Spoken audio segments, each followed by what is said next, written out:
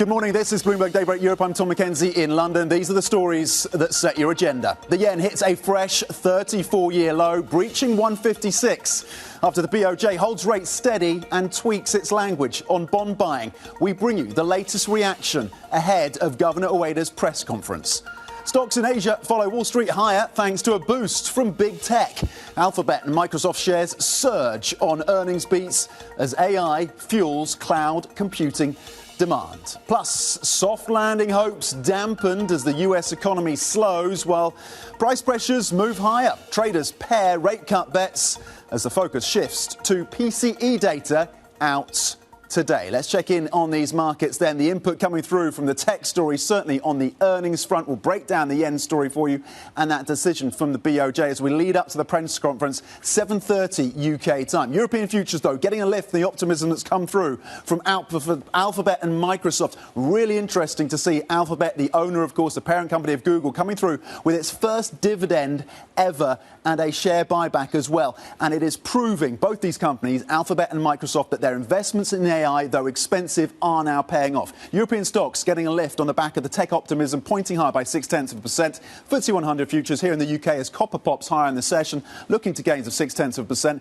And S&P futures building, it seems, on the optimism around the tech story, looking to gains of 0.8% after closing the session lower yesterday. These are after-hours moves that you saw in Microsoft and Alphabet, of course. NASDAQ futures looking to add more than 1%. Let's flip the board and look cross-asset, of course, with a scrutiny on the currency space with the Japanese yen at 156. The key line for BN is 157.60 for intervention. So we continue to watch that story, getting the details and analysis through this hour, of course. 498 in terms of your 2-year Treasury as markets now price in the first full cut, 25 basis points from the Fed, not coming until December of this year. Are we approaching stagflationary territory with this US economy? 156 then on Japanese yen, 107 on euro dollar, slightly softer by 0.1%. Brent just below $90 barrel, 89.35, up 0.4% in the session. Let's flip and cross over to Avril Hong, standing by for us in Singapore. Avril, happy Friday. What's standing out to you across the Asian session?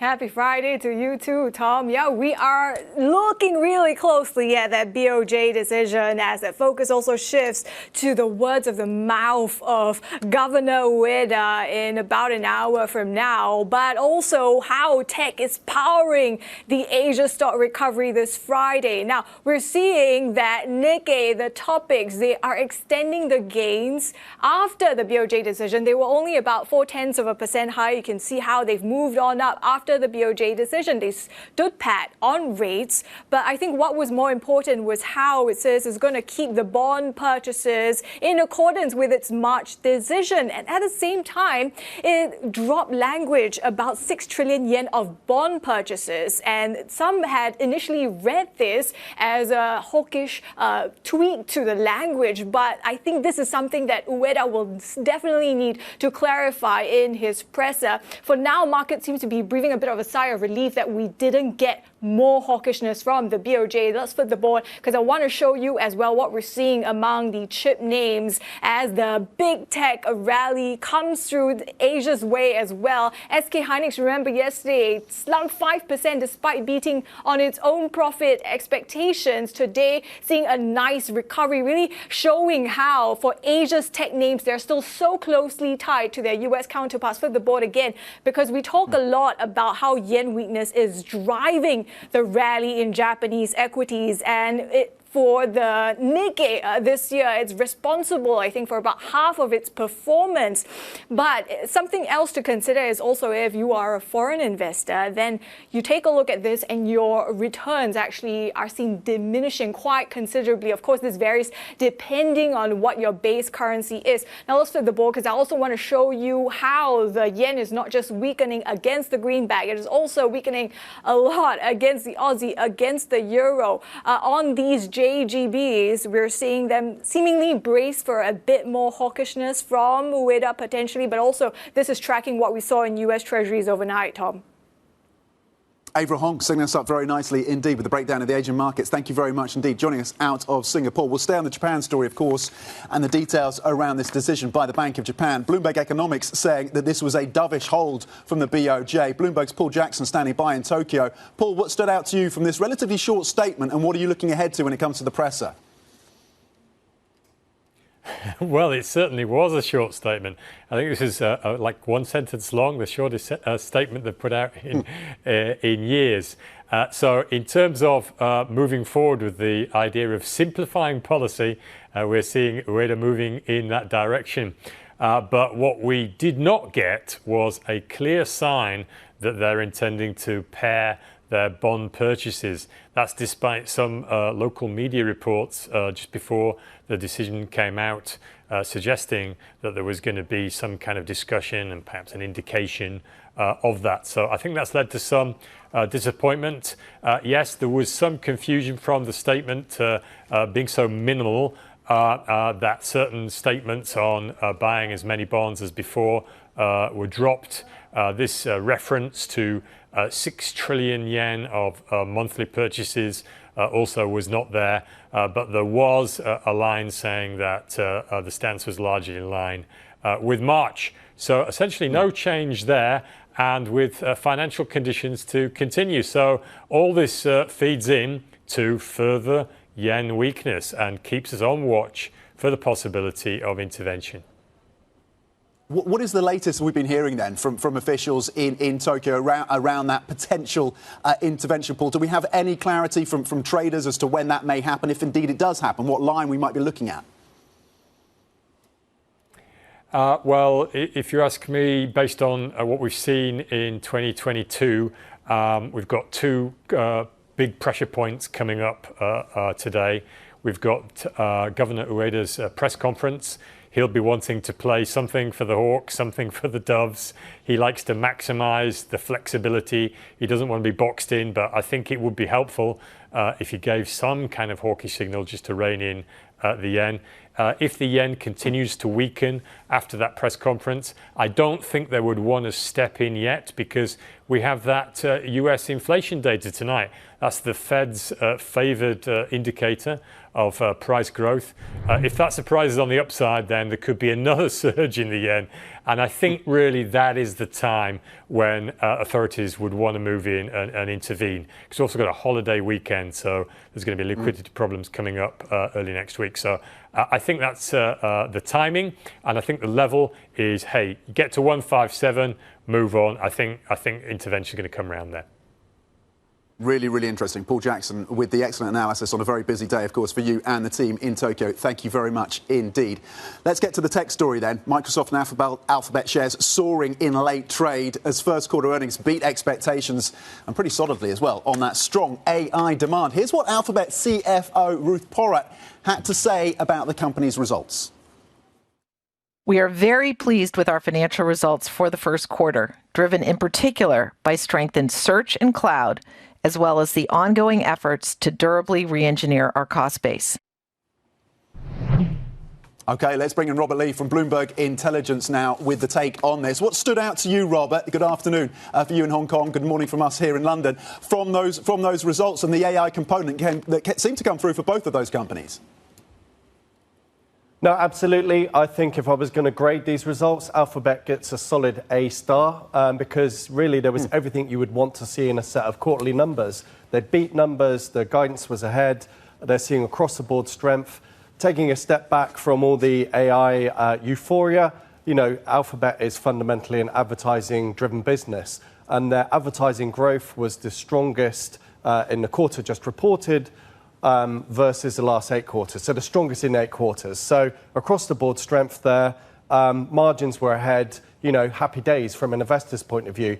Microsoft, I give them a solid A, decent numbers, across the board strength. The outperformance didn't quite match the magnitude of the beat at Alphabet, but again, there's no great concern on that front. So a major contrast versus what we saw from Meta a couple of days earlier. Rob, I love this grading. We've got to keep this going. Is there anything potentially that the market could be missing from both of these stories? Yes, well, it would be amiss of me not to inject a little bit of caution into things here. I mean, these are great numbers. The market is always very short-term focused, of course. This has helped sentiment. But I think a point I've made previously is it's all about monetization. We're seeing early signs of monetization coming through from these companies. However, the CapEx numbers at Alphabet were above expectations. Their free cash flow generation for the quarter was below expectations. The market doesn't seem to care about that at the moment. It's just focusing on the headlines. So again, a point I've made before is that these companies are investing tens of billions in CapEx at a point when their monetization model and strategy is at a relatively early and immature stage. So the market doesn't seem to care about that at the moment, but I think that's something investors really need to focus on through the rest of this year, because ultimately when you're investing such high amounts on CapEx, you want to make a return.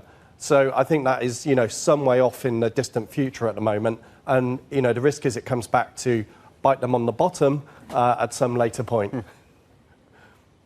OK, continue to scrutinise the monetisation then of this investment around AI. Rob Lee breaking down the results there from Alphabet and Microsoft. From Bloomberg Intelligence, thank you very much indeed. To the macro now, and the Federal Reserve facing a dilemma. Data out yesterday showing soft first quarter growth and re-accelerating inflation. It's a bit of a toxic combination. Later today, the central bank's key inflation gauge is released, adding more nerves to, of course, a slightly jittery market. Let's bring in Bloomberg M Live strategist Ven Ram for the deep dive on this. Ven, are we essentially talking about a stagflationary environment now, a US economy that is facing stagflation, or we're not quite there yet? Morning, Tom. I don't think we're quite there yet. I mean, we got much softer than GDP reading yesterday, of course. But, at 1.6%, it's around the trend growth in the US, which is about 1.8%. So that's a long-term trend growth. So the Fed is not going to be unduly bothered about the economy, softness in the economy. Or clearly, we are seeing that the economy is losing momentum. There is no question about it. But at the moment, the Fed's focus still has to be on inflation and still is on inflation. And, the expectation is that we will get a core PCE reading of 2.7% today. Now, very interestingly, the bulk of the expectations on that number were 2.7 and 2.8% before yesterday's data. And after yesterday's upside in core price index, some of those numbers have been revised up to 2.9%. So what does that mean in the big picture? The big picture is that if we get an upside surprise, say 3% reading, that would be a big overshoot. If that happens, the markets will kind of completely reprice the Fed. At the moment, they're thinking about one possible cut by the end of the year. They will price that out completely, and that would send convulsed treasuries, and that would send the two-year yield to about 5.22% by my calculations within a week. Now, that is, of course, if there is an upside surprise. If it's a downside surprise, rates have sold off considerably in the past month, and they may see a rally. OK, so there's some sensitivity here, certainly in the Treasury markets, to this inflation print out of the US later today. As we see, of course, the economic picture certainly slowing and softening stateside as well. 1.6% versus the expectations of 2.5% was the data that came through yesterday. Ven Ram, of course, from our M Live team with the detail. Ven, thank you very much indeed. As we look, by the way, at the US 2-year at 4.99, just below that 5% handle. Here's what else to think about today. 7 a.m. UK time, so coming up in about 45 minutes or so. NatWest earnings with a focus on income in terms of interest income, of course, as markets start to price in the expectations of a Bank of England cut, possibly as soon as June. How is that impacting the story around NatWest? Those details come out at 7 a.m. UK time. So rounding out the story when it comes to the bank earnings picture. And in terms of rounding out the story when it comes to the liquor story, we have Rémy Cointreau sales out later as well. This after Pernod Ricard showed that the backdrop remains challenging. Rémy Cointreau, though, expected to benefit, at least according to some analysts, from a pickup in terms of their Chinese markets and potentially the European market as well, as maybe the US market looks a little soft. The inventory story important for that company as well. As you can see, year to date, that stock is down 20%. We keep an eye, of course, on those sales numbers from Rémy Cointreau. And in the energy story, earnings coming out from ExxonMobil in the US later today after the run-up, of course, in oil prices. You can see year-to-date that stock is up 21%. Those earnings out later in the US. You can get a roundup of the stories you need to know to get your day going in today's edition of Daybreak. Terminal subscribers can go to DAYB Go. Coming up, China's top diplomat warns US Secretary of State Antony Blinken that problems are mounting between their economies, even as the relationship shows some signs of stabilising. More on that visit next. This is Bloomberg.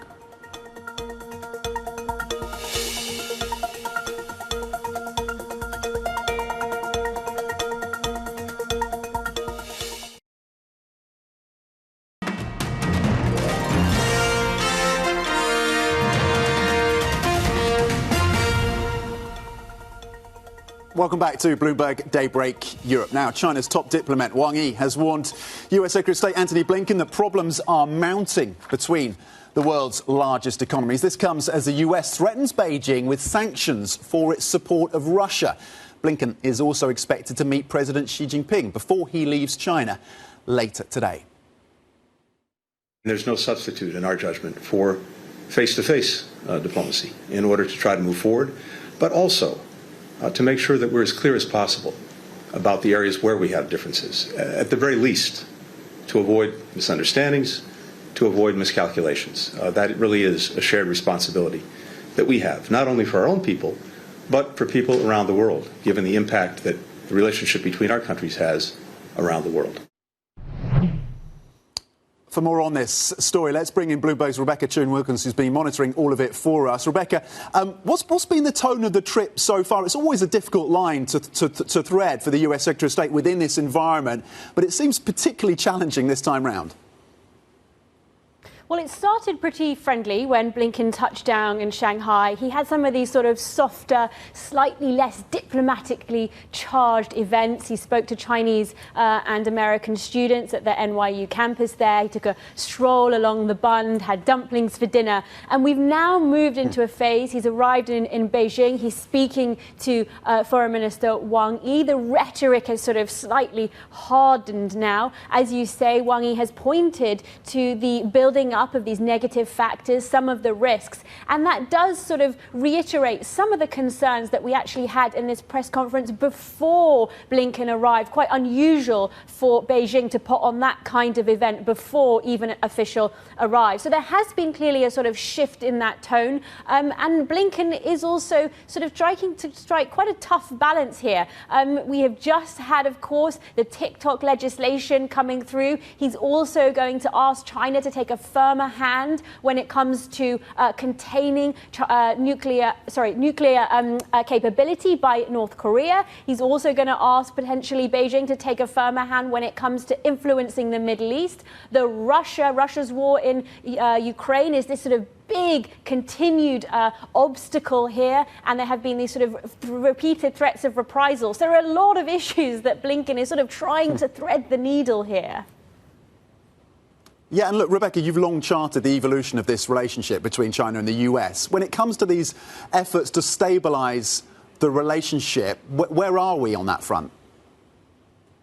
Well, so I think there are two sort of elements to watch. The first is that big trend is that we do continue to see both sides trying to stick by the commitments that were made between President Xi and between President Biden in APEC in November last year. We still have had this flurry of visits back and forth, a lot of discussions. For example, Lloyd Austin spoke to his Chinese counterpart. That was the first time since Chinese defense minister was actually put in place. We've also had the Yellen visit. We now have the Blinken visit. And meanwhile, despite some of the developments like TikTok, China has maintained a relatively muted tone, including in response to things like the triple tariffs that Biden has proposed on Chinese steel, for example. However, when we think back around what the response was, for example, from Xi Jinping to Blinken on the last trip there, he was there in June 2023, he described that meeting as very good. He was quite enthusiastic and quite optimistic, or at least praised some of the developments that the two sides had made. So while it obviously is still positive that we do have these conversations between Blinken and his various counterparts still happening, the backdrop in the US, because of the US elections, has made things much more hawkish. We've seen more momentum when it comes to policies aimed at potentially curbing China. And it's hard to see that kind of more optimistic, more positive response from Xi Jinping this time around if they do indeed meet as expected. Rebecca Jung-Wilkins, thank you very much indeed. Breaking down, of course, the story around the US and China. And, of course, Antony Blinken, the US Secretary of State's visit, meeting with his counterpart Wang Yi and potentially as well meeting the Chinese President Xi Jinping later today. We'll keep across that story for you, of course. Coming up, China's clean tech dominance, meanwhile, is growing despite an onshoring push from the West. Our deep dive on the energy transition and those supply chains. That is next. This is Bloomberg.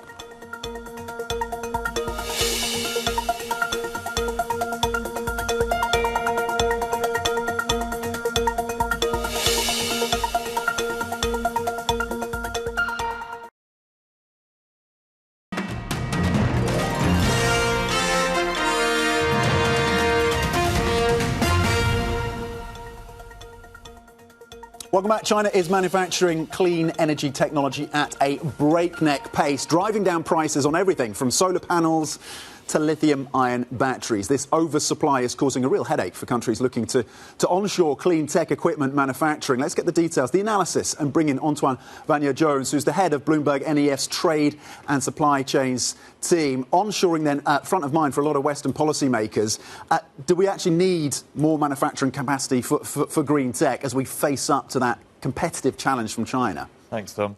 So the energy transition, usually we're used to hearing that things aren't going fast enough, there's not enough investment. But this part of the picture is a bit of an exception. So when it comes to the supply chain, we've seen massive overinvestment in everything from electric vehicles, solar panels, lithium-ion batteries, all the way up and down the value chain. It's pretty surprising and it's pretty unprecedented. We've seen different cycles in the past, but right now when you look at solar panels, when you look at lithium-ion batteries, China alone has enough manufacturing capacity to supply the world twice over today. Wow. And that, based on what's being planned, we've got $460+ billion of overcapacity spending over the next few years that's planned.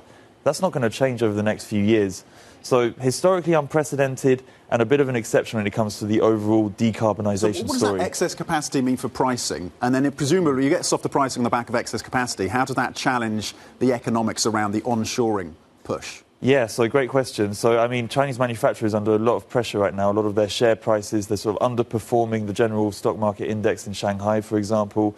It's really difficult. So their margins are squeezed. Prices are going down, as you said. If you take a solar module, we're at $11 cents per watt right now. That's about half of what it was last year. Things are falling off a cliff. That's great news for the energy transition. It means that deployment is going far faster than what we expected. Worse news when you're trying to justify the expansion of manufacturing outside of China. So the US, the EU, all have these policy mechanisms that they're pushing for onshoring. The economics of that is a lot more shaky. There's different rationales, but right now the cost of the differential between Chinese manufacturing costs and Western manufacturing costs has never been greater. So that could challenge some of these onshoring policies that we're seeing right now. Really fascinating. And the analysis, of course, from Antoine and the team is really worth digging into in more detail. Antoine, thank you very much indeed for joining us with the details around that story. Antoine Vanier-Jones, head of BNEF's trade and supply chains team, on that excess capacity around renewables, at least parts of the renewable ecosystem coming through from China and the consequences of that. There's plenty more coming up. We're going to check back in on the Japanese yen. And, of course, the tech story continues to be in focus. This is Bloomberg.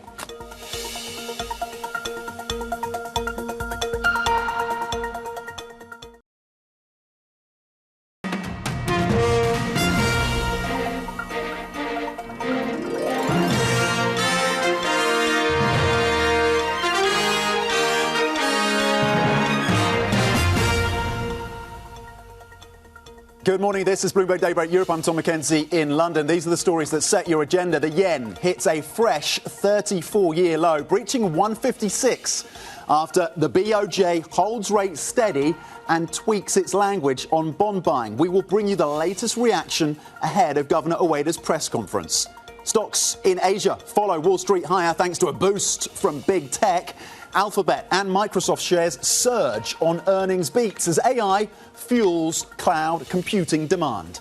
Plus, soft landing hopes dampened as the US economy slows, while price pressures moved higher. Traders pair rate cut bets as the focus now shifts to PCE data out today. We remain, of course, in earnings season. We're getting some lines crossing from Rémi Cointreau, and it is a beat when it comes to sales. And the Chinese market, interestingly, doing some of the lifting for this French liquor maker. Revenue in the fourth quarter coming in above the estimates, 237 million euros. The estimates had been for 232 million. So on the quarterly basis, revenue is a beat. They see in terms of margins, they continue to hold their guidance for 2023, 2024 margin guidance. They are reconfirming that. Sales out of China slightly better as the challenges in the US market continue. Organic growth and revenue from cognac coming in well above the estimates. So people are imbibing that stuff at a rapid pace, up 15%. Versus the estimates of a contraction of 7%. So a big beat that in terms of organic revenue coming through from the cognac segment of this business. And again, the revenue coming through broadly in terms of organic revenue for the fourth quarter, contracting 0.7%, but the estimates have been for a contraction of 3.4%. So a better set of results coming through from Rémi Cointreau, and it seems the Chinese market is turning around and taking some of the slack that's coming through from the US. We cross the details now. We bring you the latest in terms of Redhead crossing the terminal as well. We continue, of course, to bring you the latest on the earnings front, and we look ahead to more out of the US later today, and we'll, of course, we'll break down the tech story for you. But a Redhead that's crossed in just the last minute. Kretinsky's EPCG is said to acquire 20% of ThyssenKrupp Steel's units. The details, we'll be hoping to get more from you on that story. But again, Kretinsky's EPCG group set to acquire 20% of ThyssenKrupp Steel units. So we'll be checking ThyssenKrupp, of course, at the market open, 8 a.m., of course, UK time. Let's check in more broadly on these markets because we have to fold in, of course, the softer GDP data out of the US and the fact that prices remain sticky. The question of stagflation on the lips of many when it comes to the US story, but it was the tech earnings that propelled after hours stocks higher, particularly around Microsoft and Alphabet, and solid beats there coming through. Alphabet issuing a dividend for the first time ever. European stocks then getting a lift on the back of that, pointing higher by 0.7%. The FTSE 100 also looking to add about 50 points. Copper's getting a bit of a lift in the session as well. S&P futures then higher by 0.8%, and the Nasdaq setting itself up for a very solid session this Friday, looking to gains of 1.1% on the beats that came through from Alphabet and Microsoft. So let's applaud across asset. We are scrutinising, of course, any moves around the Japanese yen, weakening again to a 34-year low. And we are, of course, continuing to be on intervention watch. And the inflation data out of the US could very much tie into any potential decision, of course, out of the Ministry of Finance in Japan. 156, currently 15 on the Japanese yen. 157.60 is the line to watch, according to Bloomberg News and the analysis and number crunching they've done there. Currently down 0.3% versus the US dollar in the session as the BOJ holds. The Bloomberg Economist team, by the way, describing that as a dovish hold. 4.99 on the 2-year currently. Stateside euro dollar at 107, and Brent closing in to $90 a barrel, up 0.6%. Let's get to the tech story then. Of course, the detail around the AI component. Strong AI then demand has been cited as a key driver for positive earnings from both Microsoft and Alphabet. Microsoft CFO Amy Hood says they are focused on continuing to achieve double-digit growth for the next quarter. In FY25, that focus and execution should again lead to double-digit revenue and operating income growth. To scale to meet the growing demand signal for our cloud and AI products, we expect FY25 capital expenditures to be higher than FY24. OK, let's bring Rob Ali now from Bloomberg Intelligence. Rob, talk to us. It's been a really fascinating week because Meta, they were early in buying these GPUs, these NVIDIA chips. They were out first, or at least ahead of many of their competitors. And yet the cost spend for them, they're being punished for that. Microsoft and Alphabet, though, they are able to monetize some of this AI. Talk to us about how the story is evolving and what these three tech giants are telling us about the direction of travel when it comes to artificial intelligence. OK, sure. Good question. First off, just cast your mind back on Alphabet or Google. This made the headlines probably, close to 10 years ago, made some early leads and progress on the AI side when it bought a UK company called Deep Tech, if you remember that one. So Alphabet has been active or openly active in the AI space for well over a decade. And obviously, AI algorithms underpin their core search business anyway. So it's sitting on a considerable amount of intellectual property and expertise. The same is true of Microsoft, obviously enhanced, or its AI positioning enhanced by its stake in OpenAI. So the compare and contrast with Meta is at an earlier stage in terms of its AI business and AI developments, and I think that's showing through on the numbers at the moment. So arguably Meta is playing catch up. It's having to invest heavily in order to try and catch up its peers, and that's having a negative impact on its free cash flow. And obviously, the high amounts of capex it's having to put in on that side is what the market took fright on a couple of days ago. Again, compare and contrast with Meta and with Alphabet and Microsoft. Both these businesses are underpinned by substantial, highly profitable cash cow businesses. In Alphabet, it's the search business whose quarterly growth hit an 8-quarter high. So that business is performing extremely strongly at the moment and underpinning those investments in AI. And for Microsoft, obviously, it's very well positioned within the PC software market. And also, Microsoft has a very, very strong position on the cloud market. So there are, if that made sense, there are a number of key differences between the two. Basically, summing it up, Meta's playing catch up. OK, Meta's playing catch up. I mean, they're all spending heavily, billions of dollars, in terms of trying to build out that AI infrastructure. I know you are scrutinising, you've warned us, you've told us as well, and you flagged this, we need to focus on how they're monetising. What are you going to kind of be watching for in the months and quarters ahead, Rob, in terms of how you get a better gauge of how this story is evolving? OK, well, really, it's, on the AI side, these companies appear to be monetising it really through their cloud business. And again, that's a key strategic advantage that Microsoft and Alphabet have because they're much bigger cloud players. Microsoft is the number 2 ranked in the US market behind Amazon Web Services. Again, Meta has a much smaller cloud business to its disadvantage, and therefore that's, again, why it's having to put extra investment on the capex side. So I think we need to, again, AI's made huge headlines for the last 12 months or so. There's a lot of excitement and euphoria around it. But are we going to see that monetization come through on a sustainable basis? We're in the very, very early stages of that. These business models are still at an immature phase. And I think the point I've made before is these software companies are spending tens of billions on capex, when their revenue they're generating on the back of those investments are a relatively low level at this point in time. OK, and I think the key word that came through from that is sustainable, whether or not, and in fact, this monetisation and the growth is going to be sustainable. Really interesting. Rob Lee from Bloomberg Intelligence breaking down the consequences, of course, of the earnings that came through from Microsoft, Alphabet, and tying it into the story around Meta as well and how it informs our views on this AI story. Thank you. Let's switch focus to the airline manufacturers now, because Airbus CEO Guillaume Faury says the plane maker is ramping up production of its A350 wide-body jet to meet surging demand, looking past weakness in its latest quarter. For more on this story, let's bring in Bloomberg's Benedict Kamel, who leads our aviation coverage. Benedict, Airbus and Boeing both reporting earnings one day apart. What were the major differences between the two sets of figures? So, good morning. Boeing came out on Wednesday and had a relatively weak set of numbers, as people would have expected. This is obviously a company that's been in crisis for months now.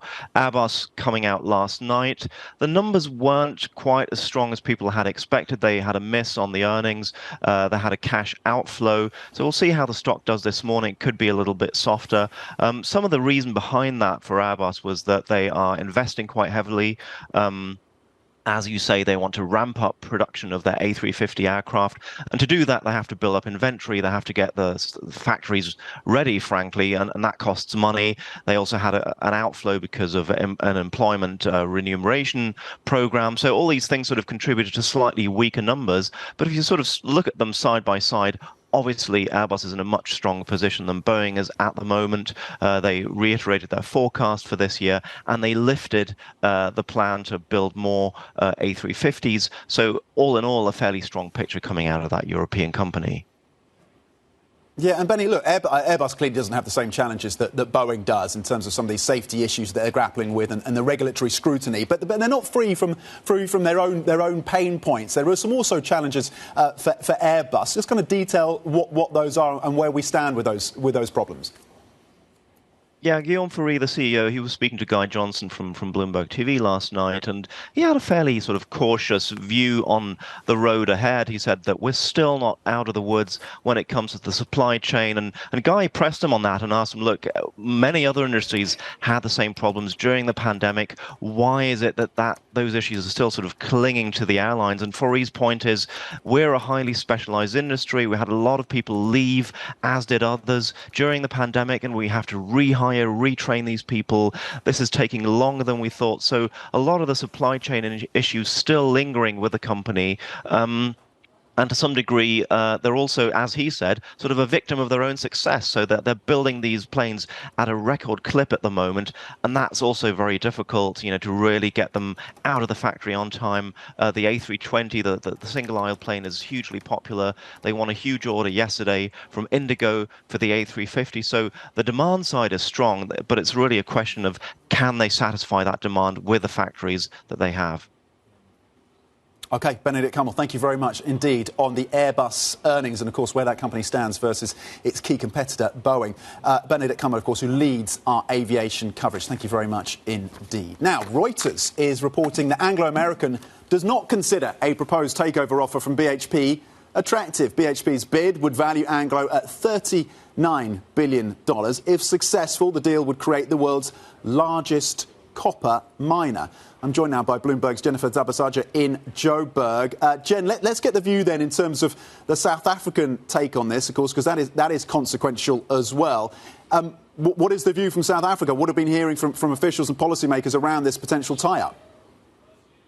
Well, Tom, I think it's important to note just how critical the mining industry is for South Africa. And not just that. I mean, Anglo American has a very long and storied history here in the country and also been the big contributor to jobs and to obviously export, as we mentioned. But obviously with this deal, the deal hinges on the fact that it would need, Anglo American would need to spin off two South African listed companies, which is Kumba Iron Ore and also Anglo American Platinum. And these are important assets to this country. Not just that, but Anglo American is the fourth biggest stock on the FTSE JSE here. And it's very critical to the industry here. And so the question is, if this deal were to actually go through, if the spinoff were to actually happen, what does this mean for the mining industry? What does this mean for jobs? We already saw Anglo earlier this year announcing that they were going to have to restructure due to declining platinum prices. And so the big question that many people are asking is, what would these companies look like without their parent? And what many people are saying, I was just reading the newspaper, that this is a low ball offer. And so the question is, will BHP go a little bit higher and maybe value the company a little bit more? OK, Jen Zabasaja, on the importance that this deal has, of course, across the mining space in South Africa. Really important angle to tie into this whole story. Thank you very much indeed. We continue to monitor the developments around that potential M&A. Jen, thank you. There's plenty more coming up. We're going to get the take as well on this decision by the Bank of Japan to hold on rates. And, of course, we remain on intervention watch. We bring you a guest with the insights after the break. This is Bloomberg.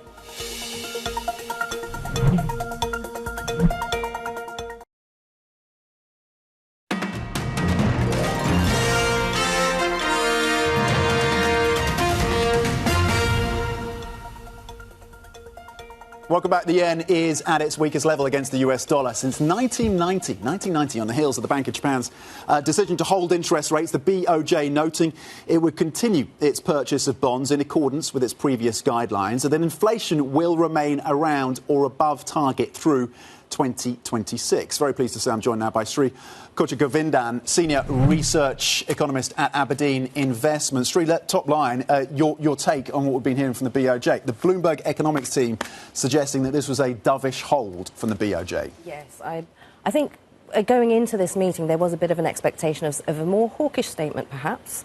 And maybe there were some media leaks about JGB purchases as well. And the wording around that was very vague, a bit nuanced. It was just removing the reference rate, but around the sort of levels that were announced in the last meeting. So all in all, so far, that's not really giving much of a steer. However, we do need to look at the economic outlook and the projections there. So there's an upward revision in 2024, fiscal year 2024, which is quite notable. It was like 0.4 percentage points to 2.8. That's on growth.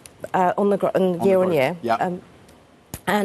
So the more important part would be the fiscal year 2026, which is a new forecast. And there, that's coming in at 1.9% for core. That's probably just showing that they do expect inflation to trend towards target over the medium term. Now, there doesn't seem to be much focus on that at the moment. Obviously, the yen is going through and yet another psychological Do you think level. the markets are missing that then? The 1.9%. It's not at their target, but obviously it's within a hair of that 2% target. Before, yes. Previously, we had forecasts in the region of 1% or 1.5%. So it is an improvement. However, I think really the QT. The lack of QT and also the lack of further detail in the statement. It was a very short statement. I think that was a disappointment. So really, press conference is going to be really important to turn around the yen. Before this decision, the team at PIMCO came out and said the markets are underestimating just how many hikes are going to come through from the Bank of Japan. They expect 3 this year. Yes. Where do you stand now in terms of the sequencing of rate hikes that is expected from this central bank? So I think by October, or by the end of the year at least, timing is very difficult with the BOJ, but by October I do expect another couple of hikes, but very small increments. So we're looking at another 10 beeps and then another 10 beeps in that overall corridor, settling at a mid-range of around 25 basis points. Now, the reason I have that, obviously this is, that probably seems quite dovish, but the reason I say that is because of the overall picture, in that they're not in a position to really hike materially, because that could be a policy mistake as well. Now, let's look at what's happening with CPI. That is decelerating. The headline and some of the core measures are decelerating.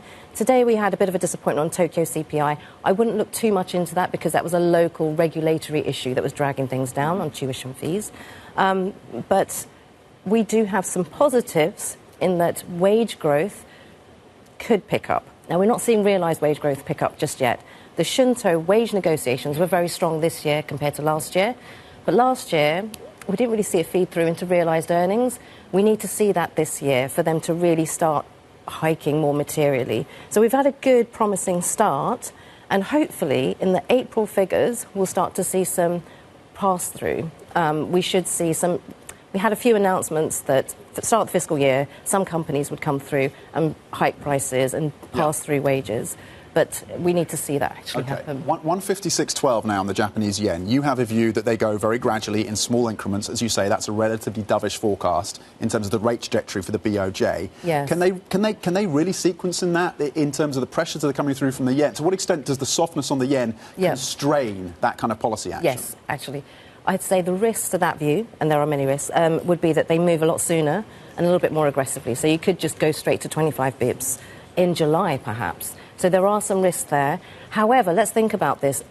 Does an extra 10 basis points really make any meaningful difference to that carry trade or the rate differential? And especially now, it's not just a yen story, it's also a dollar side of the story that we need to consider. Look at the debate about when the Fed will start their easing cycle. That's really being shifted out by the money markets. So it's a very challenging backdrop for both the Ministry of Finance, even if they intervene, and for the Bank of Japan. There's very... that rate differential still stays quite high. Does intervention happen? If it happens, does it have a material impact? I think the intervention is important. So far they've been verbal intervention. Some material intervention, and this can happen in a number of ways. It does seem that intervention over the next 48 hours could be quite likely because the pace of the yen deceleration is going to be important. So far they've said, well, it's steady, and they've allowed it to go through. But remember, when they have intervened, it does act as a psychological barrier for markets, and we just haven't seen that recently. However, just a week ago, there were discussions with Japan and Korea complaining about, the finance ministers complaining about the strength of the dollar. So there are spillovers from this Fed policy, what's happening in the Fed inflation, Fed growth, and consumption. That's having some spillovers across other Asian Janet markets. Yellen apparently giving her at least soft approval potentially for that kind of intervention. Yes, so there could be a joint effort potentially. That would be powerful, but just on its own, just the Japanese Ministry of Finance on its own, it's difficult. Really comprehensive on another big day for the Bank of Japan, the consequences for the currency, of course. Thank you very much indeed. Sree, of course, Kochugovindan, Senior Research Economist at Abdrn Investments. There's plenty more coming up. Stay with us. This is Bloomberg.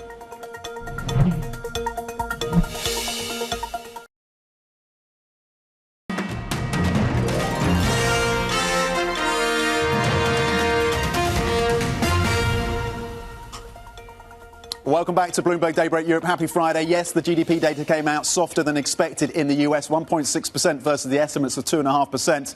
But that doesn't mean that Fed cuts are coming forward anytime soon. In fact, they've been priced back all the way to December. One cut this year and not until December. That's the market pricing right now. Why is that? That's because within that data print we got yesterday, the inflation story picked up. We get the PCE, core PCE out later today as well. That may possibly change the trajectory. But for now, markets have gone all the way from 6 cuts this year at the beginning of this year all the way to just 1. That change and that repricing has been significant. Let's flip the board and talk about the tech story as well, because, of course, higher rates ties into what's happening with tech, valuations, the positive story that came through from Microsoft and Alphabet overnight, the fact that they are able to monetize, particularly in the cloud businesses, the investments around AI. But I just wanted to give you a quick look at what's happening in terms of those multiples and the valuation story. We know this has been a concern. We know investors have been wringing their hands over this. Look at Tesla. It's had a challenging year to date. Of course, Elon Musk was able to assuage some of those concerns in the earnings call, but year to date you're still down double digits for Tesla, and this is the multiple 12-month blended PE 59 times for Tesla, despite all those challenges it faces in the Chinese market, competition, cut price, all of that playing into the mix. Meta, meanwhile, is looking like a screaming buy, or at least it's looking cheap. And they had a challenging earnings story, didn't they, in terms of the outlook and the spend. 20 times versus 59 times. I think that tells you a lot about how things are shaping up within tech. Let's flip the board and have another big look at the big story of the day, which, of course, is the Japanese yen. I just want to give you the context in terms of the softness we're seeing. Over 5 years, the Japanese yen is down 40% versus the US dollar. The Bank of Japan coming through with what Bloomberg Economics says was a dovish hold. That story continues to be in focus. We're going to get more analysis on that, of course, through markets today. The team is going to join you in about 8 seconds' time, at least. We go to break, then they'll be there with you analysis and some great guests. Markets today is next. This is Bloomberg.